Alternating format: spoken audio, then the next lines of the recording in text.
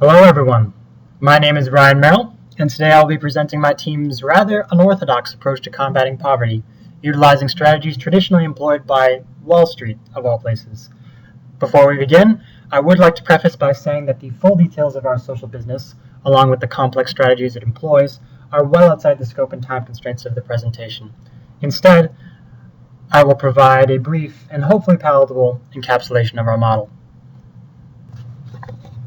In specific, our social business seeks to address poverty by augmenting and expanding the reach and impact of a proven poverty-fighting tool, microfinance loans.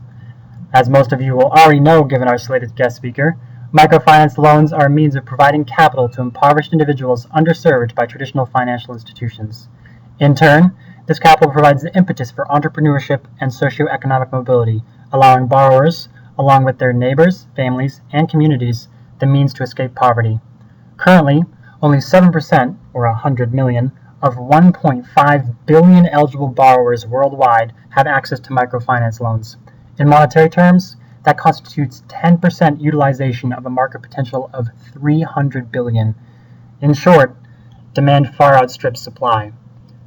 This shortage is a result of a few factors, including reliance on charitable donations, the expensive and often exploitative practices of commercial banks that are often integral to microfinance loan issuances, and the inability of microfinance loans to compete with commercial investments due to the siphoning of profits by commercial banks. This is where we come in. Our social business, or more accurately, firm, will specialize in the securitization of microfinance loans. For those of you who may not know, securitization, in this context, is a process by which existing or prospective microfinance loans are turned into securities and distributed to investors in the lucrative capital market, removing the middleman, or commercial banks, and creating a multiplicity of advantages in the process. Our firm will provide the means for existing microfinance receivables to be aggregated and achieve economies of scale, among other things, and also create new loans by financing them directly through capital markets instead of existing loan receivables, at rates unheard of in the traditional microfinance investor landscape. I hate this.